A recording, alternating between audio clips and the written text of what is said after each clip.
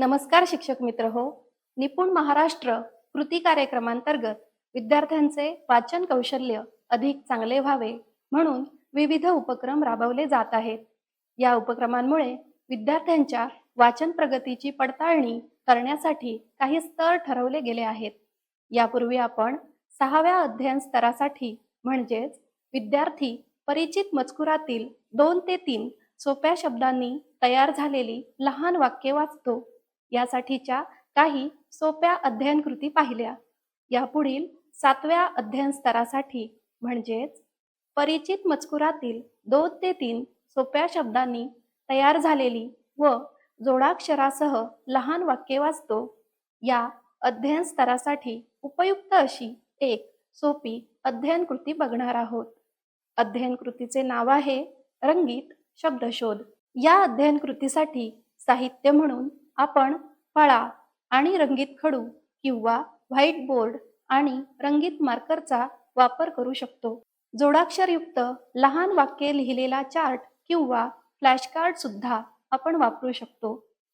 वाचनासाठी आवश्यक वाक्ये पुस्तकातून निवडलेली असावीत. या अध्ययन कृतीमध्ये विद्यार्थी शिक्षकांनी दिलेल्या वाक्याचे वाचन करताना त्यातील जोडाक्षरी शब्द नीट पाहतील, ओळखतील, रंगवतील आणि पूर्ण वाक्याचा मोठ्याने उच्चार करतील. यामुळे जोडाक्षरांची भीती न वाटता विद्यार्थी खेळाच्या माध्यमातून जोडाक्षरी शब्दांचे वाचन अधिक चांगल्या प्रकारे करतील. उदाहरणादाखल आपण काही वाक्य पाहूया. चिंटू अभ्यासाला बसला. झेंडूने गोष्ट सांगितली. नद्यांकाठी गावे आहेत. या वाक्यांमध्ये जोडाक्षरी शब्द कोणता आहे हे विद्यार्थ्यांनी ओळखणे अपेक्षित आहे. जोडाक्षरयुक्त शब्द ओळखणे ही यातील पहिली पायरी आहे. विद्यार्थी जोडाक्षरी शब्द ओळखून तो शब्द रंगवतील. त्यानंतर त्या शब्दाचे वाचन करतील आणि शेवटी त्या पूर्ण वाक्याचे प्रकट वाचन करतील. या अध्ययन कृतीची अंमलबजावणी करताना शिक्षकांनी वर्गातील प्रत्येक विद्यार्थ्याकडून वाक्य वाचन घ्यावे. विद्यार्थ्यांनी केलेला उच्चार बारकाईने ऐकावा आणि गरज वाटल्यास दुरुस्ती सुचवावी. शिक्षकांनी योग्य प्रकारे वाचन करणाऱ्या विद्यार्थ्यांचे कौतुक करावे. वाचन करताना अडखळणाऱ्या विद्यार्थ्यांना योग्य तिथे मार्गदर्शन करावे. या अध्ययन कृतीचे तात्काळ आणि सोप्या पद्धतीने विद्यार्थ्यांच्या प्रगतीचे मूल्यांकन करता येते. मूल्यांकन करताना खालील निकष लक्षात घ्यावेत. विद्यार्थ्याने वाक्य योग्य उच्चारासह वाचले का? जोडाक्षर ओळखले का? जोडाक्षर कोणत्या 2 अक्षरांनी बनते हे सांगितले का? ही कृती विद्यार्थ्यांना जोडाक्षरयुक्त शब्दांची ओळख, योग्य उच्चार आणि वाचन यासाठी उपयुक्त ठरते. जोडाक्षरांचा सराव जितका जास्त होईल तितके वाचन कौशल्य विकसित होईल. म्हणून अशा लहान वाक्यांचा वापर वारंवार करून जोडाक्षरांचा सराव जितका जास्त होईल तितके वाचन कौशल्य विकसित होईल. म्हणून अशा लहान वाक्यांचा वापर वारंवार करून विद्यार्थ्यांचा सराव वाढवावा. शिक्षक मित्र हो, या व्हिडिओमध्ये आपण वाचन कौशल्याच्या 7व्या स्तरासाठी उपयुक्त अशी एक सोपी अध्ययन कृती पाहिली. पुन्हा भेटूया पुढील व्हिडिओमध्ये. धन्यवाद.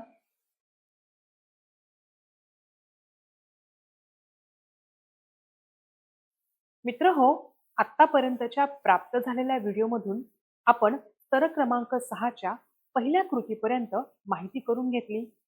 आता आपण स्तर क्रमांक 6 कृती क्रमांक 2 साठीच्या महत्त्वपूर्ण कृती अभ्यासूया. मागील स्तरापर्यंत विद्यार्थ्यांना वर्णमालेतील सर्व अक्षरे अवगत झालीच आहेत आणि विद्यार्थ्यांना स्वरचिन्हांची देखील माहिती असणार आहे. आता विद्यार्थ्यांना वर्णमालेतील सर्व अक्षरांचा आणि सर्व स्वरचिन्हांचा वापर करून अचूकरित्या श्रुतलेखन करण्यासाठी आपल्याला मार्गदर्शन करायचं आहे. वर्णमालेतील सर्व अक्षरांचा आणि सर्व स्वरचिन्हांचा वापर करून श्रुतलेखन कसे करावे याकरिता आपण या व्हिडिओमध्ये एक कृती पाहणार आहोत. कृतीचे शीर्षक आहे पाहूया किमया स्वरचिन्हांची. शिक्षक मित्रांनो, या ठिकाणी आपल्याला विद्यार्थ्यांना एक चित्र दाखवायचं आहे आणि त्या चित्राला संबंधित असणारे काही अक्षरे विद्यार्थ्यांना दाखवायची आहेत. तुम्ही स्क्रीनवर पाहू शकता, येथे एक लाल गुलाबाचे चित्र आहे आणि या चित्राच्या समोरच काही अक्षरे देखील दिलेली आहेत, जसे की ग, ल, ब, ल, ल, अ, स, त. या ठिकाणी आपल्याला विद्यार्थ्यांना चित्राकडे बघून दिलेल्या अक्षरांना योग्य ते स्वरचिन्ह लावण्यासाठी योग्य ते मार्गदर्शन करायचं आहे.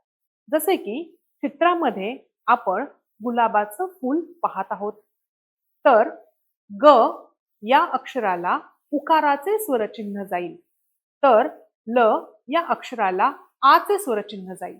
म्हणजेच आपण हा शब्द गुलाब असे लिहू शकतो.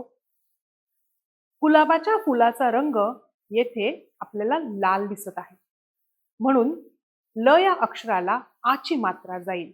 म्हणजेच ल ल हे अक्षर आपण लाल असे लिहू शकतो.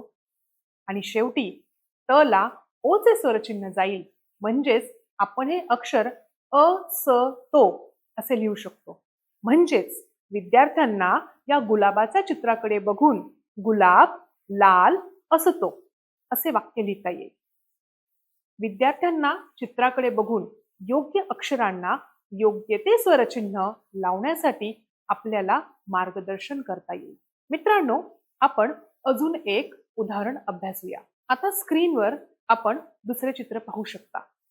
विद्यार्थ्यांसमोर हे दुसरे चित्र ठेवूया आणि त्याच्याशी निगडीत असणारी काही अक्षरे देखील देऊया.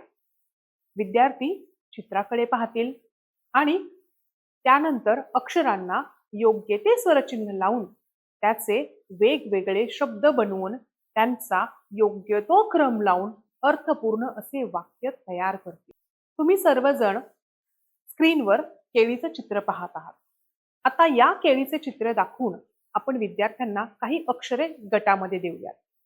सर्वप्रथम गट क्रमांक 1 म ल, दुसरा गट क ळ आणि गट क्रमांक 3 असेल अ व ड ट.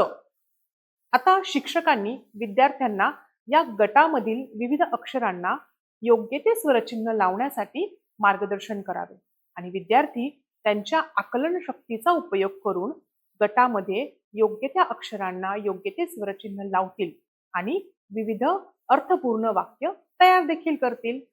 जसे की मल कळ अवडत यापासून अर्थपूर्ण वाक्य असे तयार होईल. मला केळ आवडते. चला तर मग अभ्यासूया पुढचा अक्षर गट. पुढचा अक्षर गट असा असेल कळ पवळ असत. या ठिकाणी विद्यार्थ्यांना योग्य ते स्वरचिन्ह लावून अर्थपूर्ण शब्द तयार करून त्या शब्दांची गुंफण योग्यरित्या करून अर्थपूर्ण वाक्य तयार करण्यासाठी आपण योग्य ते मार्गदर्शन करू शकतो. तर या अक्षर गटापासून अर्थपूर्ण वाक्य याप्रमाणे तयार होईल. केळ पिवळे असते. केळ पिवळे असते. चला तर केळीचे चित्र पाहून आपण अजून एक अक्षर गट अभ्यासूया. पुढील अक्षर गट आहे कळ गड असत आणि योग्य स्वरचिन्हांची निवड करून हे अर्थपूर्ण वाक्य याप्रमाणे तयार होईल. केळ गोड असते. केळ गोड असते. शिक्षक मित्र हो, विद्यार्थी त्यांच्या आकलन शक्तीचा उपयोग करून योग्य त्या अक्षराला योग्य ते स्वरचिन्ह लावून अर्थपूर्ण असे शब्द तयार करतील आणि मग शब्दांचा योग्य तो क्रम लावून वाक्य देखील तयार करतील. याप्रमाणे आपण विद्यार्थ्यांना एका चित्रापासून अनेक वाक्य तयार करण्यासाठी प्रेरित करू शकतो आणि यामुळे विद्यार्थ्यांचे वाचन त्याचप्रमाणे लेखन कौशल्य देखील सुधारू शकते.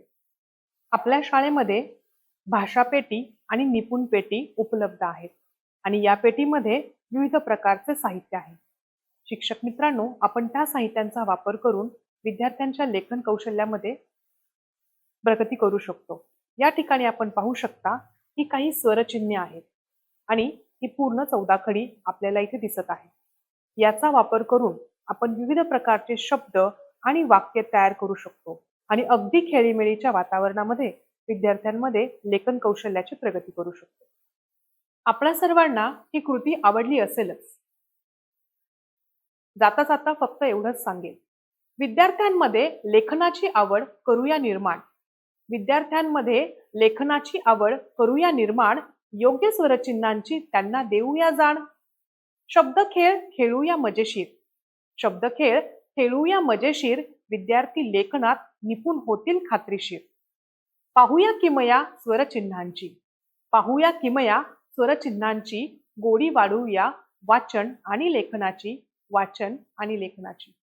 चला तर मग सर्वजण मिळून अशा विविध कृती आपल्या वर्गामध्ये राबवूया आणि निपुण महाराष्ट्राचे उद्दिष्ट पूर्णत्वास आणूया. धन्यवाद.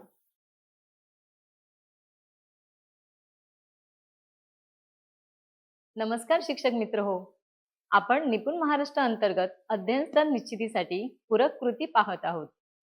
मागील व्हिडिओमध्ये आपण पाहूया किमया स्वरचिन्हांची या मजेशीर खेळातून विविध स्वरचिन्हांची ओळख करून घेतलेली आहे. तर आज आपण एक मजेशीर लेखन खेळ घेणार आहोत. या खेळाचे नाव आहे नको ते काढा, हवे ते जोडा. मित्र हो, विद्यार्थी जेव्हा एखादा शब्द किंवा वाक्य लिहितो तेव्हा अनेकदा स्वरचिन्हे चुकीची लावली जातात. या चुकीच्या स्वरचिन्हामुळे शब्दाचा अर्थ बदलतो. उदाहरणार्थ बघा, मळा आणि माळा हे दोन्ही शब्द वेगळे आहेत. आपण ही चूक खेळाच्या माध्यमातून दुरुस्त करणार आहोत.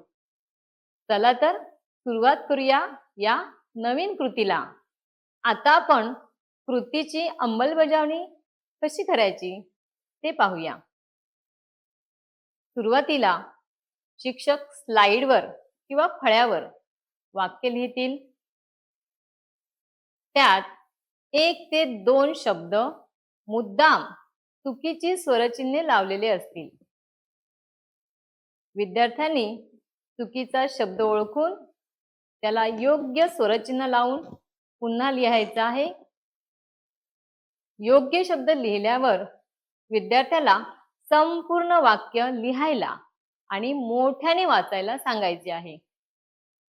अर्थातच योग्य उत्तर लिहिणाऱ्या मुलाचे वर्गासमोर कौतुक करायचे आहे. त्यामुळे त्याचा आत्मविश्वास वाढेल आणि अजून अभ्यास करायला त्याला हुरूप येईल. नको ते काढा, हवे ते जोडा ही कृती आपण वर्गात कार्डशीटवर वाक्यपट्ट्या बनवूनही घेऊ शकतो. इथे आपण काही उदाहरणं पाहूया. आपण कार्डशीटच्या पट्ट्या काढायच्या, त्यावर वाक्य लिहायची. मुद्दामून आपण एखादा शब्द चुकीचा लिहायचा ज्याला चुकीचं स्वरचिन्ह असेल किंवा स्वरचिन्ह लावलेलं नसेल. विद्यार्थी वाक्य वाचेल, चुकीचा शब्द ओळखेल, त्यामध्ये चुकीच्या शब्दाला तो योग्य शब्द तिथे ठेवणार आहे. या वाक्यामध्ये बघा, राम शाळात गेला. या वाक्यामध्ये मुलाला माहिती आहे की राम शाळेत गेला असं वाक्य पाहिजे. व शाळात हा शब्द चुकीचा आहे, त्याला आपण 2 या ठिकाणी योग्य आणि अयोग्य असे 2 शब्द दिलेले आहेत, शाळत आणि शाळेत. विद्यार्थी आता ह्या स्तरापर्यंत पोहोचलेला आहे, त्याला योग्य शब्द कोणता हे समजलेला आहे. तो बरोबर तो शब्द ते कार्ड उचलेल आणि त्या पट्टीवर ठेवेल, राम शाळेत गेला. अशा पद्धतीचं अजून एक वाक्य बघूया. दुसरं वाक्य आपण ठेवलेलं आहे समोर, त्याने दूध प्याले व खेर खाल्ली. विद्यार्थ्याच्या लक्षात आलेला आहे या वाक्यामध्ये खेर हा शब्द चुकीचा आहे आणि योग्य शब्द त्याला आपण दाखवणार आहोत. त्यापैकी बरोबर शब्द तो शोधेल आणि या ठिकाणी तो लावेल. वाक्य असं होईल, त्याने दूध प्याले व खीर खाल्ली. अशा पद्धतीने आपण अनेक वाक्य त्याच्यासाठी घेऊ शकतो. उदाहरणासाठी अजून एक वाक्य पाहूया. वाक्य आहे, बागेत फुला उमलले, मधमाशी फुला भिवती फिरत होती. थोडीशी काठिण्य पातळी वाढवलेली आहे. आपण 2 वाक्य एकत्र घेतलेली आहेत. मुलाच्या लक्षात येत आहे की बागेत फुला उमलले असं वाक्य नसावं, त्याच्याऐवजी बागेत फूल हा शब्द पाहिजे. या ठिकाणी जे स्वरचिन्ह आहे, आ लावलेला आहे, तो काढायचा आहे. विद्यार्थी लिहिल वाक्य किंवा इथे ठेवेल, बागेत फूल उमलले. पुढे वाचताना मधमाशी फुला भिवती फिरत होती. मग भिवती हा शब्द चुकीचा आहे, लक्षात येते. मग तो त्या ठिकाणी त्याला आपण 2 जर दाखवले, भुवती की भोवती, कोणता शब्द येईल?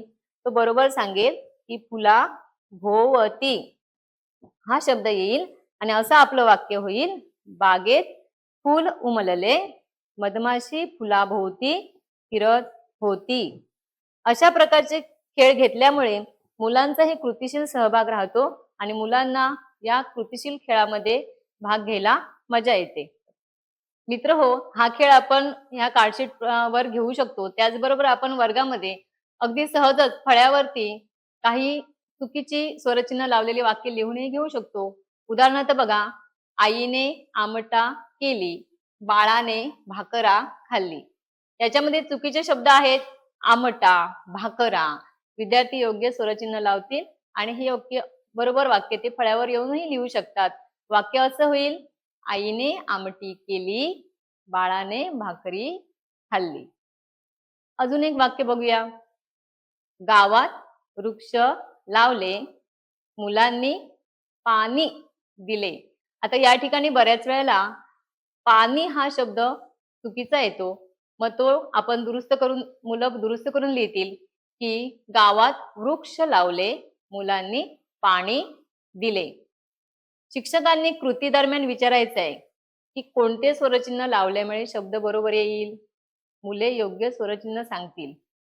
योग्य उत्तरास प्रोत्साहन द्यावे. मुलांना सांगावे की नीट वाचून चूक शोधायची आहे. नको ते स्वरचिन्ह काढायचे आणि हवे ते स्वरचिन्ह जोडायचे. मित्रहो, शेवटी लिहिलेले वाक्य व उतारा मोठ्याने वाचायला सांगावा. सर्व मुलांना त्याच्या पाठोपाठ म्हणायला सांगावे. त्यामुळे विद्यार्थ्यांचा कृतीशील सहभाग तर मिळेलच आणि त्याचे अवधान टिकून राहील. त्याचबरोबर ज्ञानाचे दृढीकरण तर होणारच. तर शिक्षक मित्रांनो, आपण आज जी कृती केली तिचे नाव होते, नको ते काढा, हवे ते जोडा. यात आपण चुकीचे स्वरचिन्ह काढले, योग्य स्वरचिन्ह लावले, वाक्याला योग्य अर्थ दिला. अशा प्रकारे या खेळातून विद्यार्थ्यांचा शुद्ध लेखनाचा सराव, लेखन कौशल्य आणि शुद्ध लेखनाची जाणीव वाढते. शिक्षक म्हणून आपण या खेळाला दर आठवड्याला जर 10 मिनिटं दिली तर नक्कीच मुलांचे लेखन कौशल्य अधिक सक्षम होईल. चला तर मग पुन्हा भेटूया एका नवीन व्हिडिओमध्ये. धन्यवाद.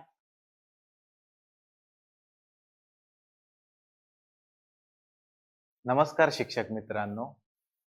निपुण महाराष्ट्र अभियान अंतर्गत आपण विद्यार्थ्यांचे वाचन कौशल्य विकसित व्हावे याकरिता विविध उपक्रम राबवत आहोत. या उपक्रमांच्या आधारे वाचन कौशल्य विद्यार्थ्यांमध्ये कितपत विकसित झालेलं आहे याची पडताळणी करण्यासाठी काही स्तर निश्चित करण्यात आलेले आहेत. या स्तरानुसार विद्यार्थ्यांना मार्गदर्शन करत असताना आपण 7वा स्तर म्हणजेच परिचित मजकुरातील 2 ते 3 सोप्या शब्दांनी तयार झालेली व जोडाक्षरासह लहान वाक्ये वाचतो. या स्तरासाठी काही कृती बघितलेल्या आहेत. आता आपण या स्तरावरून विद्यार्थ्यांना पुढच्या स्तरावर घेऊन जात असताना सहाय्यभूत होईल अशी एक कृती या व्हिडिओच्या माध्यमातून बघणार आहोत. कृतीचे नाव आहे शब्द जुळवा वाक्य मिळवा. या कृतीमध्ये आपण विद्यार्थ्यांना शब्द उलटसुलट करून काही वाक्ये वाचनासाठी देणार आहोत. नमुन्यासाठी काही वाक्ये आपल्याला स्क्रीनवर दिसत आहेत पहा. फुलते कमळ तळ्यात, तुण तुण उड्या मारतो बेडूक, सकाळी लवकर मी उठतो रोज, छान भाजी छान आली बाजारात होती, सुंदर बागेत फुलली आहेत फुले. यासारखी वाक्ये आपण त्यांना द्यावीत. त्यांना प्रथम ती आहेत तशी वाचायला सांगावीत. त्यानंतर शब्दांचा योग्य क्रम लावून बरोबर केलेली वाक्ये वाचायला सांगावीत. जसे की कमळ तळ्यात फुलते, बेडूक टुन उड्या मारतो, मी रोज सकाळी लवकर उठतो, बाजारात छान छान भाजी आली होती, बागेत सुंदर फुले फुलली आहेत. याप्रमाणे आता वाचलेली वाक्ये लिहिण्यास सांगावीत. असे केल्याने वाक्यातील प्रत्येक शब्द विद्यार्थ्याकडून किमान 3 वेळा वाचला जाऊन दृढीकरण होण्यास मदत होईल. त्यानंतर पुढील टप्प्यात विद्यार्थ्यांना स्क्रीनवर दिसत असल्याप्रमाणे वाक्ये द्यावीत व योग्य त्या सुधारणा करून वाचण्यास सांगावे. जसे की वासरू गाय दूध पिणे, दररोज सकाळ व्यायाम करणे, पाऊस नदी पूर येणे, सूर्य पूर्व दिशा उगवणे, समुद्र पाणी खारट असणे. यासारखी वाक्ये आपण त्यांना द्यावीत. त्यांना प्रथम ती आहेत तशी वाचायला सांगावीत. त्यानंतर शब्दांचा योग्य क्रम लावून तसेच त्यामध्ये योग्य तो बदल करून बरोबर केलेली वाक्ये वाचायला सांगावीत. जसे की वासरू गाईचे दूध पिते, दररोज सकाळी व्यायाम करावा, पावसामुळे नदीला पूर येतो, सूर्य पूर्व दिशेला उगवतो,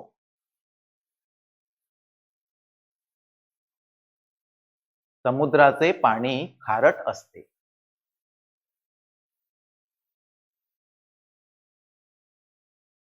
आता वाचलेली वाक्ये लिहिण्यास सांगावीत. काही लक्षात ठेवायच्या गोष्टी. ही कृती करत असताना आपण या गोष्टी लक्षात ठेवल्या पाहिजेत.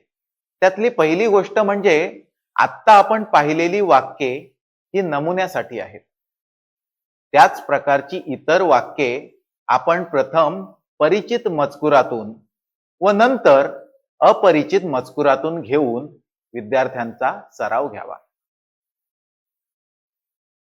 दुसरी लक्षात ठेवायची गोष्ट म्हणजे सराव घेत असताना आपण शब्दपट्ट्या, वाक्यपट्ट्या, डिजिटल स्क्रीन इत्यादीचा सुद्धा वापर करू शकतो. अशा प्रकारच्या सततच्या सरावाने विद्यार्थ्यांचे शब्दज्ञान तर वाढेलच, परंतु त्याचा उपयोग त्याला पुढील स्तर साध्य करण्यासाठी सुद्धा होईल. शिक्षक मित्रांनो, या व्हिडिओमध्ये आपण वाचन कौशल्याच्या 7व्या स्तराकडून 8व्या स्तराकडे जाण्यासाठीचा एक उपक्रम पाहिला. पुन्हा भेटूया पुढील व्हिडिओमध्ये. धन्यवाद.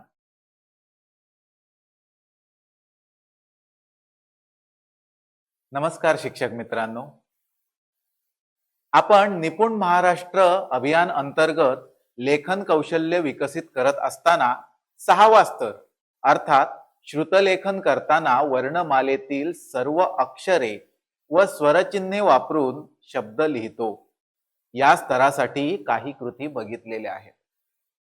आता आपण या स्तरावरून विद्यार्थ्याला पुढच्या स्तरावर म्हणजेच 7वा स्तर अर्थात श्रुतलेखन करताना सर्व अक्षरे स्वरचिन्हयुक्त व जोडाक्षर युक्त शब्द लिहितो या स्तरापर्यंत घेऊन जात असताना सहाय्यभूत होईल अशी एक कृती या व्हिडिओच्या माध्यमातून बघणार आहोत.